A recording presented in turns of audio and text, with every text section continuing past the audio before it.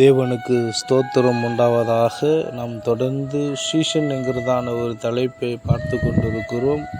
ஆண்டவராக இயேசு கிறிஸ்து இந்த பூமிக்கு வந்ததுக்கான நோக்கம் நம்முடைய பாவங்களை மன்னித்து நம்மளை மீட்கும்படியாக. அதோடு முடிந்து விட்டதா? இல்லை.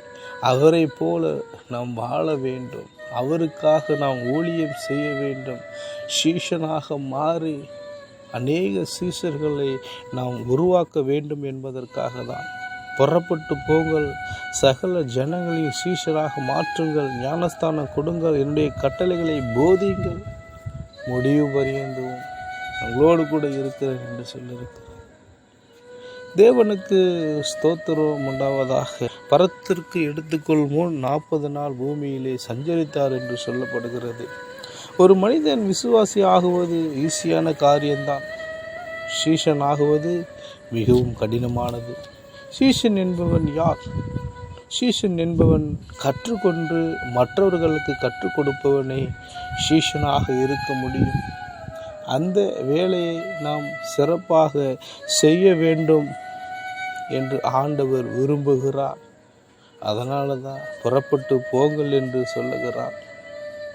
அவருடைய ஊழியத்தை நாம் செய்ய வேண்டும், அவருடைய புண்ணியங்களை நாம் அறிவிக்க வேண்டும். இங்கே ஆண்டவர் அப்போஸ்தலரை நியமித்து வைத்திருந்தார்.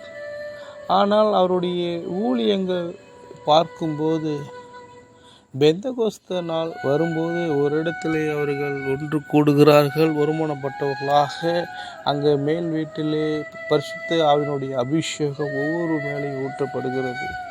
பிறகுதான் அந்த ஊழியங்கள் பறந்து விரிந்து ஆண்டவருக்காக எழும்பி பிரகாசித்தார்கள். பேதுரு ஒரு இடத்துல பிரசங்கம் பண்ணும்போது 3000 பேர்கள் ரட்சிக்கப்படுகிறார்கள். இன்னொரு இடத்துல பிரசங்கம் பண்ணும்போது 5000 பேர்கள் ரட்சிக்கப்பட்டார்கள். இப்படியாக பல சீஷர்களை உருவாக்கினார்கள். நாம் இன்றைக்கு எத்தனை சீஷர்களை உருவாக்கியிருக்கிறோம்? நாம் இன்றைக்கு சீஷனாக இருக்கிறோமா? இயேசுவை போல நாம் வாழ்கிறோமா என்பதை நாம் நிதானித்து அறிந்து நாம் எச்சரிக்கையாக இருக்க வேண்டும். ஆண்டவராக இயேசு கிறிஸ்து விரும்புகிறதை நாம் செய்ய வேண்டும். அவருடைய விருப்பத்தை நாம் நிறைவேற்ற வேண்டும். ஒரு சீஷன் என்பவன் மற்றவர்களுக்கு கற்றுக் கொடுப்பவனே சீஷனாக இருக்க முடியும். இதைதான் ஆண்டவர் விரும்புகிறார்.